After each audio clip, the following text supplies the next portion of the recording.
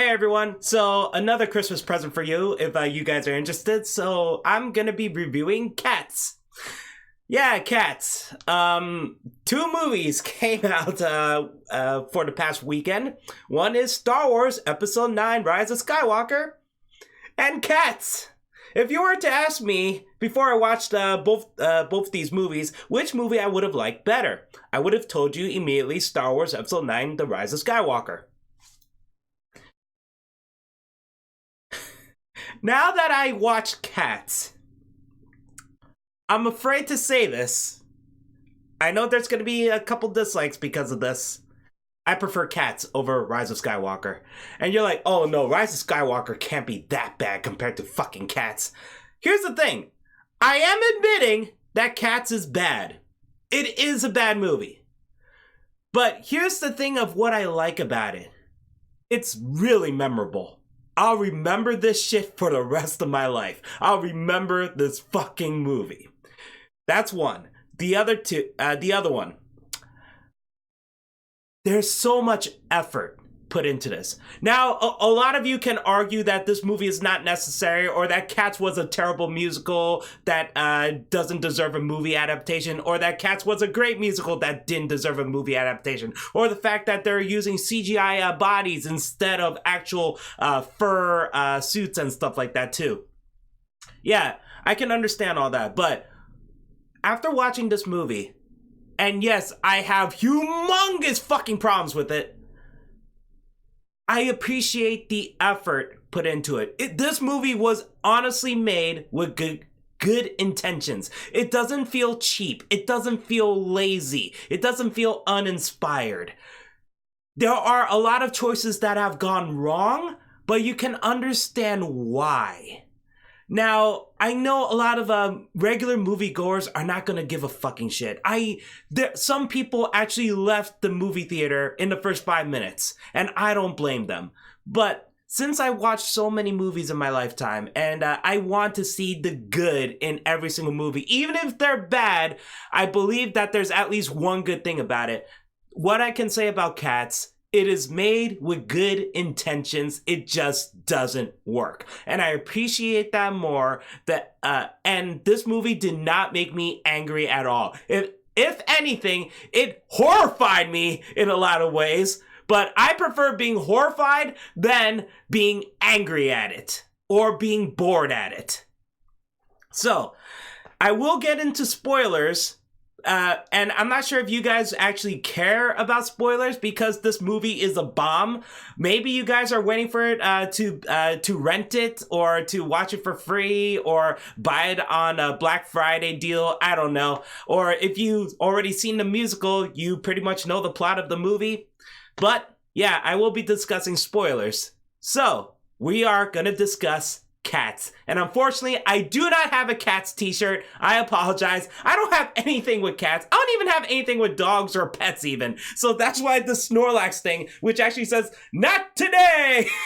This shirt is adorable and I like it. And because of the ears, it's the closest thing I could have to, cats. I'm sorry, okay? If this seems like such a weird shirt to wear for a Cats review. But for me, it makes sense. I apologize. And Snorlax, I don't believe he's a cat. But you know what? I could pretend he's a giant, fat-ass, lazy-ass cat. Who's an awesome Pokemon, by the way. I love him. And my best friend actually has a giant... Well, not a giant one, but he does have a plush version of him. So that's good too. So now, Cats. Okay, so I have never watched the musical. Never in my life. So I came into this pretty much blind. The only thing I know about the musical is that the performers are wearing cat suits and they dance a lot and the song Memory. That's it. That's all I knew. So going into this movie, incredibly blind, I was not prepared for any of this shit. And now you could argue, well, people who watch the musical probably couldn't prepare for this shit either because of the imagery they're seeing. So here's the thing about the CGI.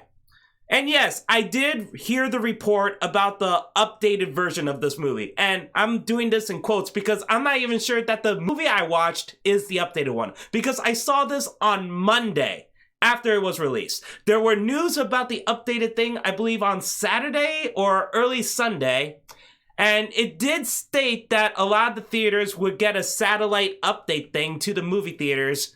It depends on your location, of course, that it'll be updated by Sunday. So I watched this on Monday. But there was also another report by saying that some of them would be hand-delivered by Tuesday.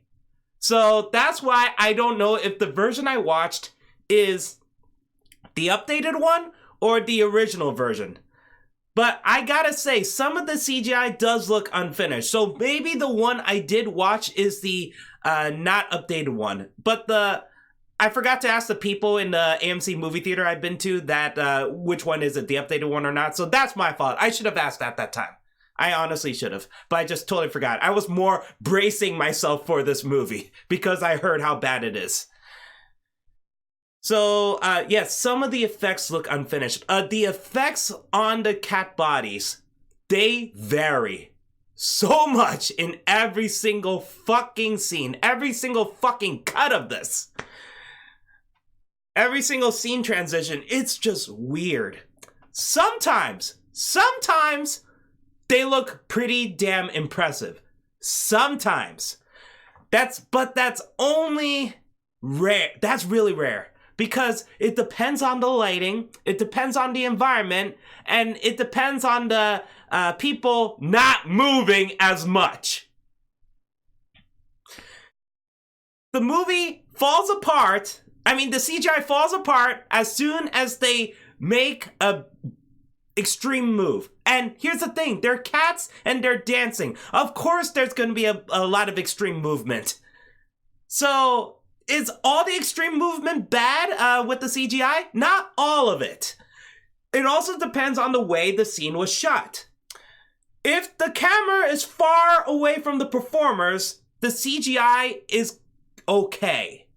Yes, you could tell a little bit is a little fake because the bodies look a bit too reflective, even though they have fur on and stuff like that. The lighting doesn't work. But the thing is that at the time you're like, oh, okay, the camera's far away. At least it's more believable than when the camera is up close. But I don't know whose fucking idea this is, but it's a fucking stupid one. I kind of want to... It's either the cinematographer or Tom Hooper, whoever deserves the blame more. They often use this handheld, like, shaky cam, very in-your-face kind of camera with the CGI and the lighting and everything changes. You see what I'm doing? Yeah. That made the experience really horrifying because when you see this up close, but the camera keeps shaking, even though the music is cheerful, it's just horrifying to look at. It's kind of hard to describe because you see like this floating face. Even though it's attached to something, but it feels like it's not attached to anything. So you see this floating realistic human face on this sometimes subpar CGI work. And at least for the Green Lantern movie with Ryan Reynolds, yeah, the CGI wasn't good, but at least it's a superhero movie, and that doesn't look terrifying. It just looks very goofy, with Ryan Reynolds' floating head above his CGI suit, and it doesn't match. But here, it's like this all these cats just want to fucking swallow your soul. That's what it felt like at times with this stupid-ass close-up camera shot that's handheld. And yeah, Tom Hooper does a lot of that for like Les Miserables, but at least in Les Miserables, it doesn't feel horrifying. And yes, there were a couple shots where he's in your face with Hugh Jackman's face, and you're like, God, I feel like Hugh Jackman is gonna spit on me every time he hits a high note. So yeah, whoever idea this is god awful. So when the camera is farther away, or at least show from here to here, or show the whole body, the movie is less frightening. The movie is only frightening if it's in your face like this. But here's the thing, there's a lot of shots where they are singing and it's a slow song and they're not dancing and it shows from here to here. But they are not moving that much, they are moving their lips. And I gotta say, the CGI for that is much better. Some of it does look bad, but it's not like it's terrifying, you know? I remember Jennifer Hudson in the original trailer. She looked hideous when she was singing Memories. Like, her lips is trying to come out of her face. But here, they actually fixed the CGI of that. So every time there's a slower paced song, a slow song, like Beautiful Ghosts and Memory, it works. And to be honest, the only cat who has the most consistent CGI, good CGI I mean, is the one for Taylor Swift. And she's only in the movie for one song number, and that's pretty much it. And she shows up like, I would say 20 minutes before the end of the movie? So yeah, it's really weird. And the thing about the CG, it all depends on the textures of each cat. There's one where it's the magician cat, Meowskowitz or something like that. I don't know. I totally forgot the name. Even though there's a song about him, I totally forgot the name. Actually, I forgot the name of a lot of these cats. But still, a lot of the times he looks fine because of the black and white texture on him. So he does look adorable in a lot of spots. But then it shows this other guy who's a gray guy, and he is fit, he is muscular. His face kind of reminds me of the guy from 50 Shades of Grey, the one who plays a Christian Bale. His face looks kind of similar to that. But for some reason, it looks like his face is trying to be ripped out of his body. And and I guess it's because of the gray fur texture on him. The main girl, the CGI work on her, it does vary. But what I mean by that is that sometimes her stripes and spots change. And it's really weird. It doesn't seem consistent at all. Again, maybe it's because of the lighting. Maybe because of the camera angle. Maybe it's because it seems like her stripes and spots keep changing. In the original trailers, you don't see the stripes and spots that much. They really enhanced it here. But because of that, I felt like they keep accidentally putting different textures on her in every single scene. So honestly, if it's not her face, her body just looks a bit inconsistent. And I'm not even done with the CGI part. So again, like I said, the only one that's the most consistently good would be Taylor Swift. Here's the thing. From the trailers, James Corden's cat scared the shit out of me. Out of all the cats in that trailer, James Corden scared the shit out of me. He also kind of reminds me of the Cat in the Hat, the one with Mike Myers. But they changed that a bit for the movie. He has this adorable, mustache that kind of makes him look like the Monopoly Man or the KFC Colonel Sanders actors and stuff like that. So because of that mustache, he doesn't look that terrifying, to be honest. And also, the CGI did improve ever since we saw the trailer. So he didn't scare me. No. The one cat who did is Idris Elba's cat. Mr. McCavity, I think that's his name. There's a song number about him, and Taylor Swift sings that. Okay.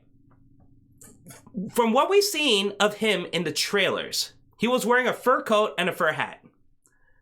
When I saw him in the trailers, I was like, he doesn't look that bad. I guess it's because it's a realistic fur coat and a fur hat. They might be real. They are not CGI. That could be it. So when you see him wearing this throughout the movie, you're like, He's not terrifying. He looks fine. I'm glad that he's wearing the fur coat. He takes it off when it gets closer to the end. And he is horrifying. He is fucking horrifying. Because it's like seeing a naked Idris Elba. And yes, Idris Elba has a great body. He is handsome. He's muscular. I'm not saying that he looks... Idris Elba is an ugly man. No, he is fucking handsome. If they ever need a black James Bond, he's the man. So yes, Idris Elba is fucking cool. But the thing is, the CGI work on his body, it's so weird. It's very hard to describe it without showing an image of him, actually a GIF at least, because you gotta see it in motion. So yes, Idris Elba is muscular, and this cat body does show that. So if you ever seen a male kangaroo body, the especially the very buff ones up to here, it's kind of like that. Imagine if the Henry Cavill's Man of Steel suit is thinner material, and it looks like his muscles are trying to bulge out, like they have a life of their own, if that makes sense. Like his biceps, his chest is trying to pop out and they want to be free. That's what it seemed like. It looked like he's wearing a very, very skin-tight shirt that is trying to rip, but it can't. That's what Idris Elba's body looks like.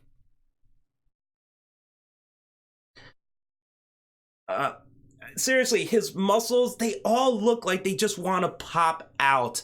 It's like there's a suit inside of a suit inside of another suit, and they're all wet. Again, I wish that there's some footage of this, but it honestly scared the shit out of me. That's when, in the theater, I yelled, "What the fuck is that?" Out of all cats to fucking scare me, it's actually Idris Elba. Out of all the cats to be the most disgusting, which I figured from the trailer, which I was still right about, it's Rebel Wilson. I like Rebel Wilson as an actress. She can be funny. I like her in the Pitch Perfect movies. Even in some bad comedies, she doesn't really fucking annoy me that much. I honestly thought she would be fine. Let me drink my gallon right here. Product placement, Poland Spring. This is also what I drank for Rise of Skywalker vlog. Merry Christmas. If Poland Spring can fucking sponsor me for life, I will be thrilled. So Rebel Wilson, you see her scratch around her pussy. Literally around that area. I'm pretty sure she didn't really scratch right there because it's for kids. This is a PG-rated movie. Did you guys fucking know that? So yeah, she's scratching around there, and I was like, are you fucking insane? Who the fuck wants to see this shit? And yes, her character does the most amount of cat puns. I totally forgot what they all are, but I'm pretty sure one of them she did say, it was a catastrophe. Puns like that, you know?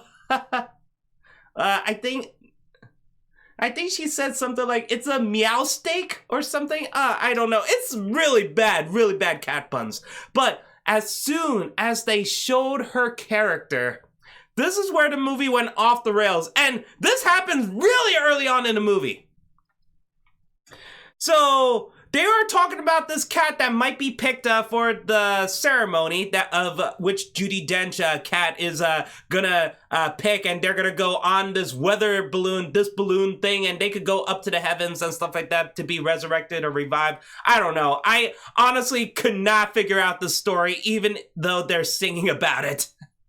The story makes no sense to me. It might have helped if I watched the musical. It might have helped if I read the Wikipedia page at least. But no, this is from what I got from the movie. So Rebel Wilson is like a fat tabby cat. She kind of looks like a female Garfield. If she ate lasagna, that would have been a fun joke, but I don't think she did. She was eating something, though. So they showed up in her house. All these cats are in her house now. And then Rebel Wilson starts singing and dancing, and then there are mice children! Oh! There are mice with the faces of children. At least I believe they're children, unless they're just young adults with the voices of children, or they're like sounding like Alvin and Chipmunks. I don't know. That was fucking terrifying. But you would think that would be it, right? You would think that would be fucking it. No. There are cockroaches. And they're women.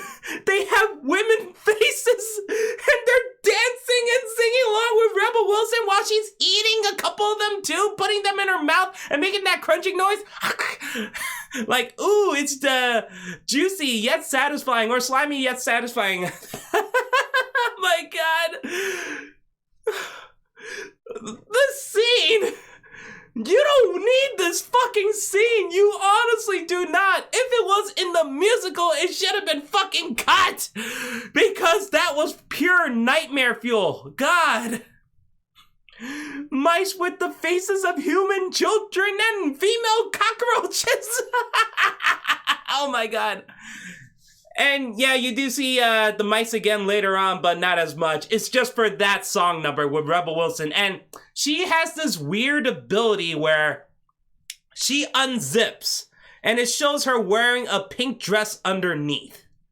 And I'm like, I don't understand this world. I honestly don't. This is a cartoon now. Here's the thing. Again, I don't know much about cats, but when I even saw the commercials of the Broadway musical on TV, and, you know, there's the limitations of the stage and the environments and stuff like that, I honestly thought that these cats are from, like, a different planet, at least, or a different kind of fantasy land where these cats are like that. But no, the problem with the thing with this is that humans do exist. These cats are dancing on the streets of London at night. They don't specify what year it is. They honestly do not. It could be the early 1900s, late 1800s. I don't know. I'm not good with history. But it could also be modern times. But they don't specify what year it is. But you're trying to tell me that there are no humans at night? Not even homeless people on the streets of London? Are you fucking kidding me? You'd see a human woman. You don't see her face. You only see her feet. She's dropping off the main girl, Victoria, off in an alley. She was driving a car, and then she's gone. You don't see any humans. Not at all. You don't even see a dog. You hear a dog, but you don't see it. So, yeah, this world is weird. I was like, you know what, fine. These are cats, and they have qualities of, like, humans. Fine. But then all of a sudden, Rebel Wilson's character unzips and she has a pink dress? Fine. Let's, fine. She's wearing a pink dress. Then you see some cats who are pretty much naked, but they are wearing boots, they're wearing shoes, tap dancing shoes. Later on, you see a train cat wearing overalls and, boots with laces. Well, not boots, I'm sorry, because he was tap dancing. Shoes with laces on them? What? And then later on... Okay, fine.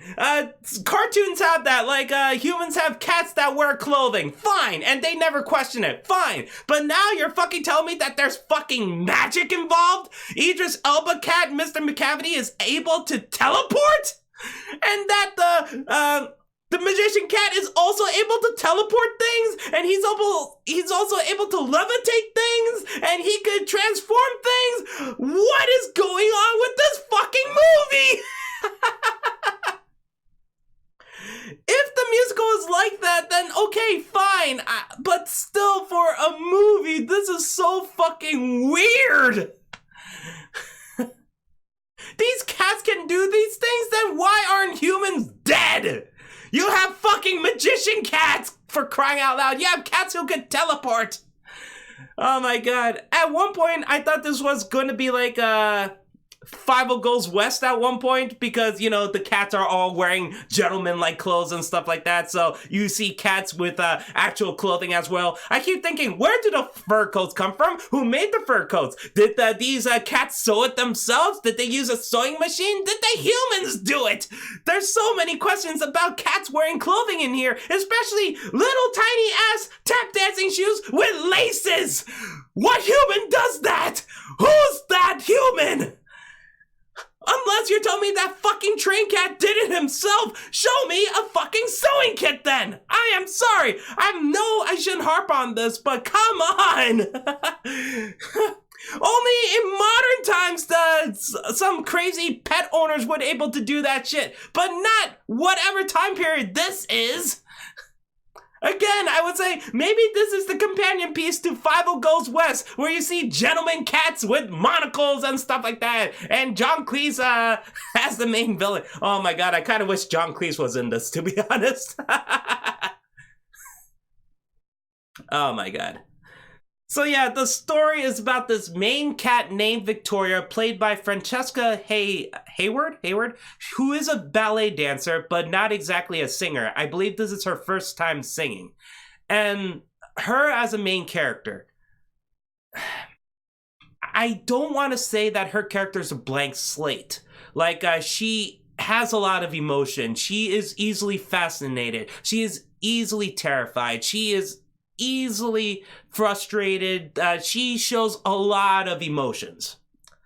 The problem is that she doesn't really speak that much, so we don't really know exactly what she's thinking. But if you focus on her emotions alone, then she is fine. But she doesn't really speak that much. She doesn't really sing that much. And every time she does sing, in a lot of the songs, she is part of the chorus, so you barely hear her voice. But for what she does, she dances beautifully. She sings pretty well, especially if this is her first time. It's not perfect, but this was from what I heard, this was recorded live. So for a first-time singer, I thought she did perfectly well. And I understood why they make this character this way, because they want her to be basically like the point of view of the audience. We don't know anything about this world. So now we see Victoria, who's lost, who's alone. She got dropped off by her owner who doesn't want her anymore. And she sees the rest of these cats who she's never met before. She's scared for the first time. So these cats are trying to take her in and try to tell her the ways of the Jellicle cats. So yeah, a bit of a blank slate, but I understood why the movie did it. I'm not sure if the musical does the same thing too, but if there's any negatives about her, I don't think it's on the actress's fault. I don't believe so. I honestly thought she did fine for what she, was told to do. Speaking of Jellicle cats, I hate those two words. Because they fucking said it so many fucking times. I'm pretty sure they said it 1,000 times throughout this 1 hour, 40-minute long movie. Every time they say Jellicle cats, I just want to destroy something. Yes, I'll say this really bad thing about this movie. They say the words Jellicle cats so many fucking times to the point where you wish that you blow your brains out. And yeah, you could say, well, seeing this movie makes me want to blow my brains out. But yeah, if anything, if you're willing to withstand the torture, I'm pretty sure every time you hear Jellicle cats, you're triggered. I was so mad every time they brought it back. Even after that opening song ended, when they keep saying Jellicle cats later on in the movie, I was like, fuck you! Immediately. Yeah, the opening song number honestly killed it for me. I honestly wanted to walk out because that's how bad the song is to me. And here's the thing about me. I don't like extreme repetition. I don't mind some repetition. But I don't like extreme repetition. And I think I said this in my earlier videos, but in case you guys don't know, I have an autistic brother. And he loves Disney movies, especially the ones with musicals. And I know The Sound of Music is not a Disney movie, but he does like the Julie Andrews musical movies. So he loves Sound of Music and he loves Mary Poppins. The thing with my brother is that he likes to replay things over and over and over and over and over and over and over again. And before you guys tell me, why don't you just stop him from doing that? No. We do limit on it, we do. But when I was young, because he's autistic and we don't really have that information about what to deal with that back then when we were both little. So, and I often have to take care of him because my parents have to work. I also have to worry about school. My brother couldn't really go to school at time because they didn't really make an autistic class when he was young. So, I often have to take care of him, but my parents specifically told me, keep him happy. So, if he wants to see Sound of Music thousands of times in a day or something like that, I let him. So, because of that, I don't like extreme repetition because my brother does that. I love him. I really do. And we're going to see him again. He's not home for Christmas because we honestly like to prefer him being with the people in his group home. But this weekend, we're going to take him home anyway. And I'm actually going to be off work for a day. So I get to spend time with my brother. And that makes me happy. But if I gotta say anything negative about my brother, it's the extreme repetition he does. So yeah, that's the thing with me. I get easily triggered by extreme repetition. If I play Call of Duty match and I repeatedly die, especially by the same person, I get furious very quickly. And I know a lot of you people would say you need anger management, and I really do. I really do. But yeah, that's throughout my childhood. I don't like extreme repetition. So, and I think I said extreme repetition so many times, so I want to shoot myself now. So when I heard Jellicle Cat so many fucking times, I just want to fucking die. So that's it with me. And also, I guess another one of my pet peeve, even though it has nothing to do with cats, my biggest peeve is that when you are so close to finishing something, so fucking close to finishing something, you're almost at the finish mark, but something stops you from doing it and you have to start all over again. I know everyone would say, well, everyone feels that, but for me, it happens way too much that the journey to come back from it, it's just heartbreaking. Okay. I think I didn't put any Death Stranding videos out there, so unfortunately none of you could understand my pain of trying to deliver a package and then you fuck up right before you're at the fucking destination. Okay, cats from now on, I'm sorry. So we're done with Jellicle Cats. I don't want to hear that word again. So, Victoria meets... And that's the thing, too. This movie moves at a very quick pace. So much is happening in this movie. These cats keep going from one place to the other, to the other, to the other, going to the next song, going to the next set piece. So this movie rarely takes a breather. I think there were like maybe 10 times throughout the movie where the movie does take a very, very, very short break. But you're often exhausted because you kind of want them to just stop. So, Victoria's dropped off. She meets up with the cats. And then she meets up with the Rebel Wilson cat. And then after that, she meets up with Jason Derulo cat. And then they meet up with James Corden cat. And then she gets into shenanigans with these two cats who are very, very bad cats. And they're in this house and all that stuff. And then they were almost chased by a dog. She gets saved by the magician cat. And then they all meet up. I think I'm getting the timeline mixed up, to be honest. But again, while Macavity is teleporting people, he teleported Rebel Wilson, he teleported James Corden, he's teleporting every cat that seems like they have a chance of being resurrected, and then all of a sudden they go into this old stage room or something like that? I don't really know.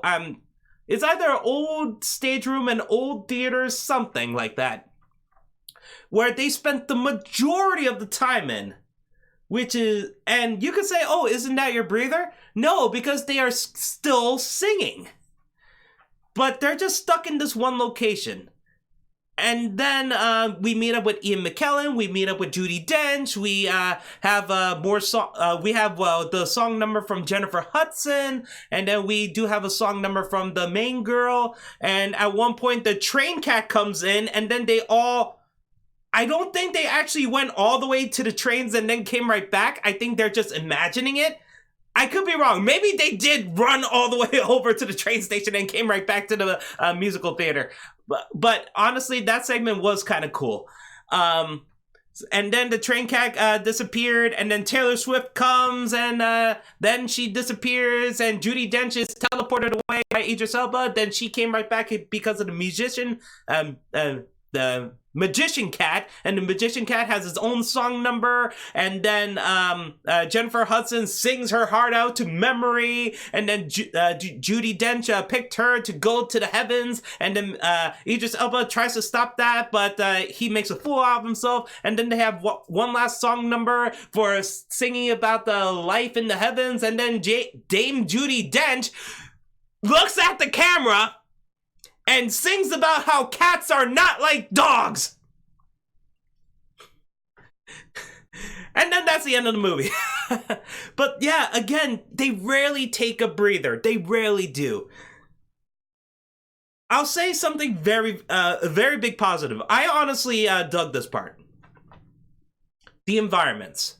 You could argue that it's uninspired. You could argue that you've seen these environments before. And yeah, I can understand that. But you know what I like about them? The scale of them. And if they are CGI, they are pretty good. They are pretty convincing CGI. So the environments of where the cats are, it's really amazing in detail, to be honest, because the cats are much smaller than humans. It's not like the cats are the size of humans. No, the cats are the size of cats. So you would say like they're probably 1 foot tall or something like that. So imagine being a 1 foot tall person in a regular room, in a regular house, in the streets of London, in stores, in the musical theater and stuff like that. Everything would seem grand, and that's what I really love about the environments. It does remind me of Honey, I Shrunk the Kids. It reminds me of Ant-Man. It really plays the scale a lot.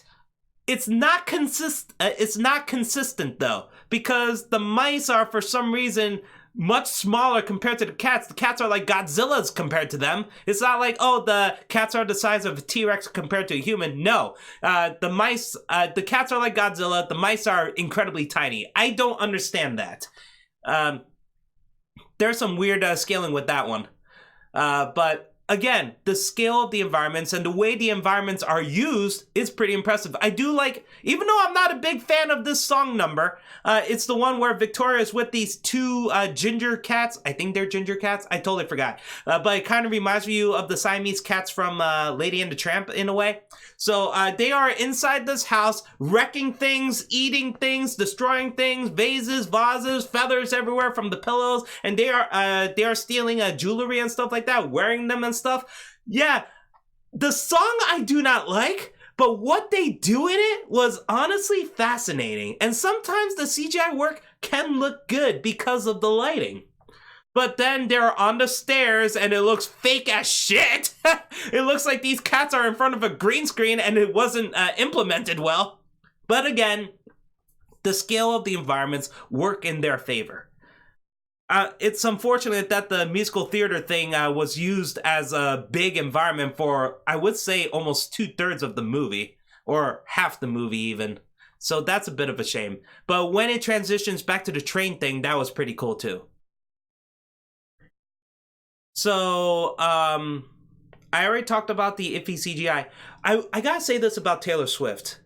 Because in the marketing, it seemed like she would be a big name, a really, really big name. But no, Rebel Wilson, Jennifer Hudson, James Corden, Judi Dench, Ian McKellen, they have Idris Elba.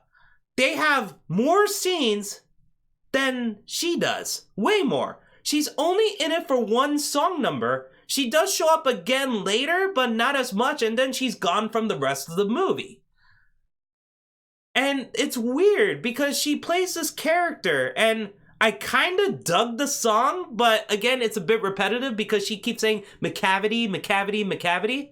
So, and when I heard the reports of Taylor Swift being in this movie and that she is writing a whole new song for this movie, when I saw the McCavity scene, I was like, this is what Taylor Swift wrote? Because this is honestly kind of garbage compared to her songs. And listen, I'm not a big fan of Taylor Swift, but I do admit I do like a lot of her music, to be honest. I thought she writes them well. They have a good melody and stuff like that, good lyrics. And yes, I know a lot of them are like the evil ex-boyfriends or something like that. So if you ever been with Taylor Swift and you break her heart, she will fuck you alive. Fucking eat you.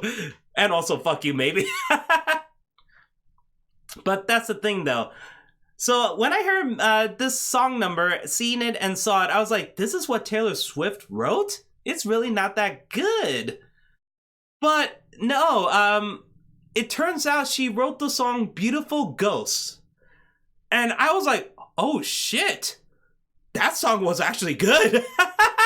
And it's not just that, though. It's not just the fact that she wrote a good song and it's new for this movie. And yes, they pretty much did it so they could be nominated for an Oscar at least. Even if this movie does horrible, at least it could be nominated for Best Original Song. But the song Beautiful Ghosts, it's not sung by Taylor Swift in the movie. Yes, Taylor Swift does sing it in the soundtrack, but not in the movie. In the movie, it is sung by the main girl, by Francesca Hayward. And she did a great job with it. Now, you could argue Taylor Swift is a better singer, and yes, because when you hear the differences, Taylor Swift is clearly the more experienced singer, no duh. But what Francesca Hayward did, especially since it's recorded live, and I believe in one take, of course, she did an excellent job expressing the emotions of the song. The lyrics are good, her singing is good. That part really worked for me. So I gotta say kudos. And not just that, it's Taylor Swift who wrote the song. You would think that she would sing it in her movie, but she doesn't, and she gives it away to the main girl. I gotta say, that is kind of awesome. Because usually in any movie like this where they have a big name star and they make the news that they wrote a new song for it, their own song, you would think that singer would sing that part in the movie. But she didn't. She gave it away to the main girl. And I gotta say, great job. Kudos.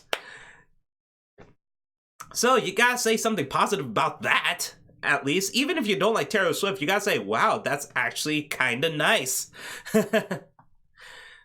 So, yeah, Beautiful Ghost. That is actually possibly my most favorite song in this whole movie.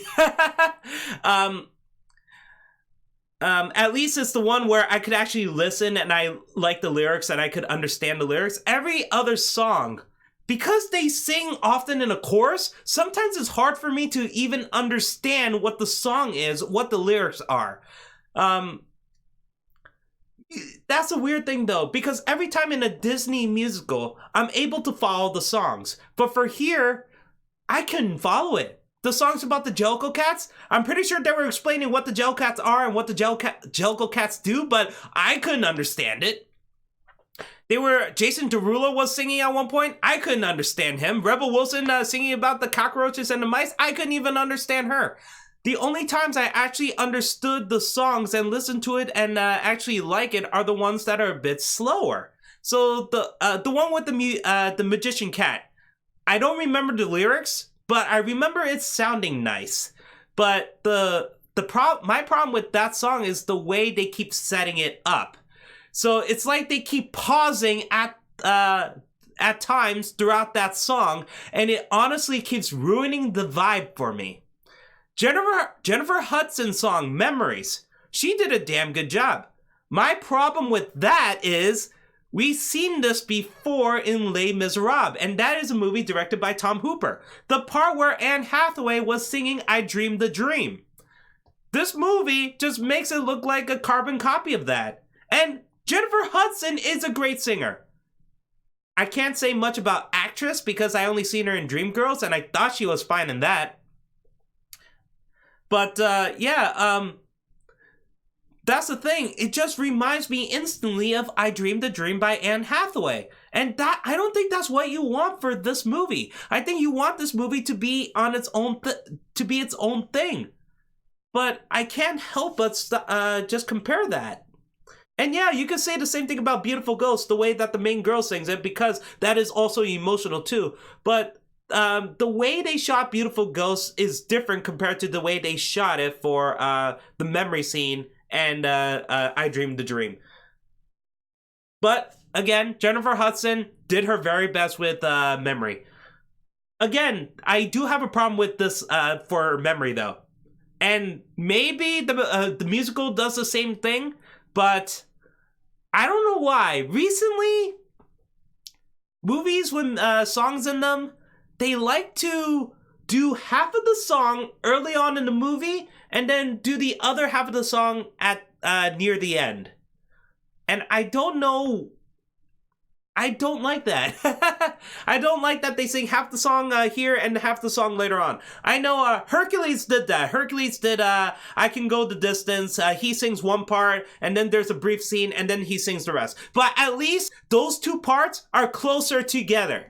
Here, Victoria meets up with Jennifer Hudson cat. And she starts singing Memory. And then it stops. And then there's a bunch of other song numbers. And then Memory starts up again, like maybe 30 minutes later. Maybe? I don't know. This movie felt very long. So I don't understand why movies are doing this. Just like in the Aladdin remake, the new song sung by Naomi Scott. I forgot the title of it now. Dreamless? Fearless? Voiceless? Speechless! Sorry, I had to remember that one.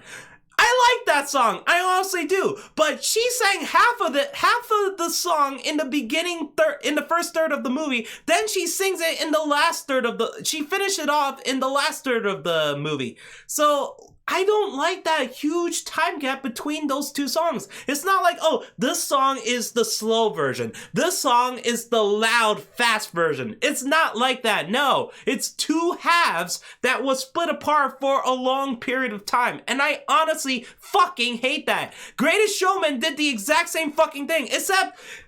And I love the song too. They sang the first half of the song in the intro of the movie, and then they sing the other half of the song at the end of the movie. I don't like that, especially since this is my most favorite song in that fucking movie. I'm sorry, I hate that shit. It's not like, oh, they sing one song that's this version and the other song in this version. Tangled does something like that too, because Rapunzel sings, the faster version of the song, and then later on she sings the slower version of the song. It's not like, oh, it's it's not like half the song, half the song. No, it's two different songs sung in a different way. That was my problem with Memory. And you know what? I gotta say this. Out of all the songs I heard from musicals this year, and there's probably a couple more too. So out of all the new original songs that would most likely be used for, be nominated for Best Original Song, I would say Beautiful Ghost is the highest. In the way it was the lyrics and everything, the music, I honestly thought it's the best one. I do like Speechless. I do. But used in the movie, it fails me.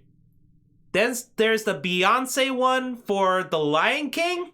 I totally forgot what that song is. And it's fucking Beyonce. That's something messed up if she wrote a new song for the fucking Lion King and I can't even fucking remember it. It's the Queen. So I would see Beautiful Ghost be number one for that. What else can I say about the Cats? I already talked about the nightmare fuel, the CGI work. Ian McKellen was good, actually. He had his own song number too. Almost every single fucking cat in this movie has their own song number. And I think there's 20 to 30 songs altogether. So every one of them has their own song number. Which reminds me though, I will get back to Ian McKellen. Which reminds me, though, in the musical, does the main cat Victoria sing a lot? Because it doesn't seem like she has her own song, if we're going by the movie. Because we see her singing in the chorus of a lot of the songs, but almost nothing sung by her except Beautiful Ghost, but Beautiful Ghost is written for the movie.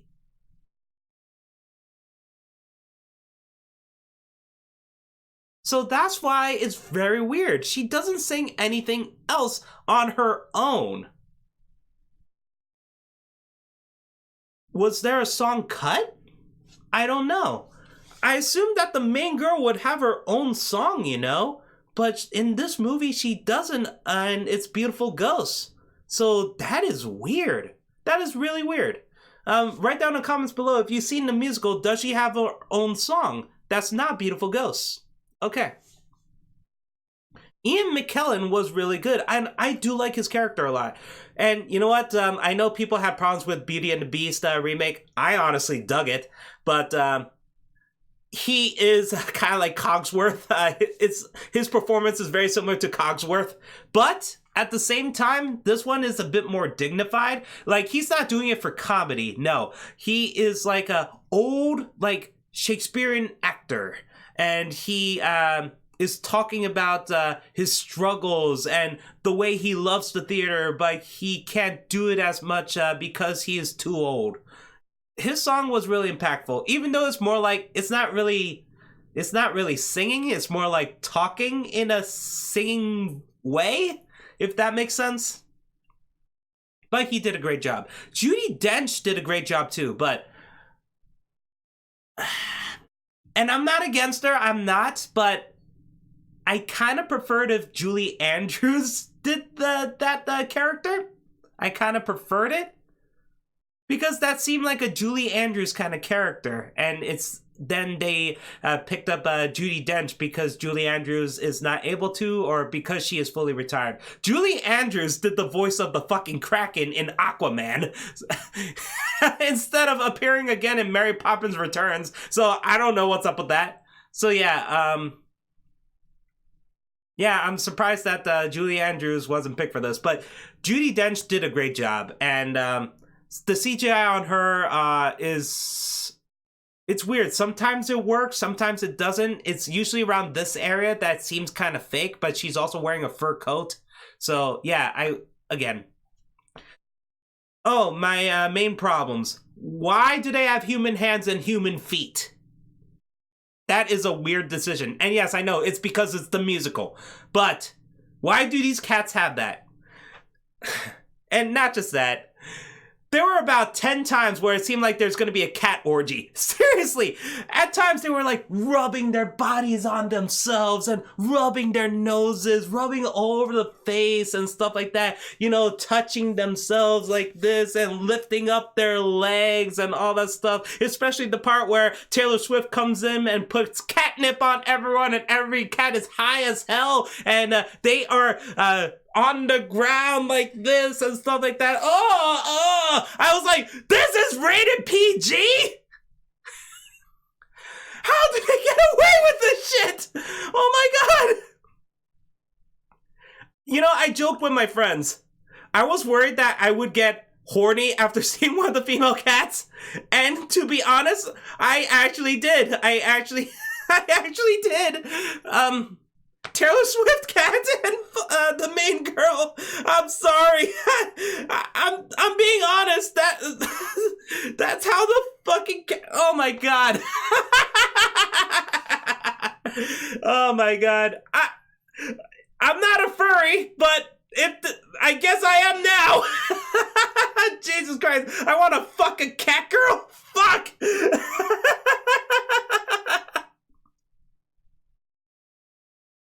You heard it here, folks. It's good. This is going to be used against me in the future. Oh, David running for president? He was a furry. He wants to fuck Taylor Swift cat. Oh my god. Woo. And that's Cats, guys. Yes, it's bad. Yes, there's a lot of choices that shouldn't. There's a lot of things that they shouldn't have done. But you know what? They stuck with it. If they had more time, would the CGI be better? Maybe, but it wouldn't fix a lot of my problems with the story. And like I said, I never watched the musical. And the fact that this moves at a brisk pace, but I have no idea what most of the songs are about. I think there's like 5 songs I did like, but they are all the slower pace songs. The faster ones I didn't care about. The Jellicle Cat song I hated the most. And James Corden, I thought was fine, actually. James Corden he made me laugh. He actually made me laugh, especially the part where he's about to jump in the garbage can, but he couldn't because only one cat landed on the seesaw thing. And he's like, really? Really? You're making me look bad. Ray Winstone is in this movie. That shocked me the most. I was like, who is that person? Holy shit, that's Ray Winstone as a cat with one ear chewed off. Oh yeah, I never talked to... If I have to talk about the best part about the CGI in this, it would be that the cat ears and the cat tails are the most realistic looking. But that's the problem too. And I think that's all I can say about Cats. I didn't follow the story. I don't think I would have liked the musical anyway. I like the main girl. I do like the Taylor Swift cat. I do like 5 of the songs, I would say. That includes the train cat too. I do like that sequence. Even though there's a lot of iffy CGI, I would say that it can be beautiful. It honestly can be beautiful. That's only if the camera doesn't move, the cats don't move, and it just stays like that. So it can look beautiful, but unfortunately, the CGI is inconsistent. And again, it's not like the artists are lazy. No. And Tom Hooper is not experienced with this, but I admire his spirit. I admire his courage to try to tackle something like this. I believe Steven Spielberg was supposed to make an animated movie about cats, but they decided to do this. The animated movie would have actually sounded like a better idea to me, but if this is the way Cats has to be for live action, this is probably the best way to do it, even though it's not good. Again, the people who might like this are probably people who love the musical and are willing to stick with the CGI. But again, there's a lot of effort put into this, and I do recommend it, at least over Rise of Skywalker. But again, I do understand the average moviegoer would not give two shits. They will fucking walk out in the first 5 minutes during the Jellicle Cat sequence, and they're gonna be like, fuck this movie. This is the worst movie of the decade, worst movie of all lifetimes, all that shit. And I could understand why, but for me, this movie, yes, it's bad, but it doesn't deserve that hatred. You know? You could say it's a waste of money, and I can understand that. But hopefully you guys who watch this movie would be able to, set aside all that, to be able to appreciate the good things in it, at least. I hope. But if you can't, and you think this movie's a pile of trash, and you like Rise of Skywalker better, fine. Again, I'm not against that. I can understand all the negativity surrounding this. But for me, since I watched so many horrible movies in my life that are much worse than Cats, much worse than Rise of Skywalker even, but you know what? I appreciate the effort. Alright guys, Merry Christmas again. If you don't celebrate Christmas, Happy Holidays. I'll be uploading some more videos soon, and if I don't see ya, have a Happy New Year. Later.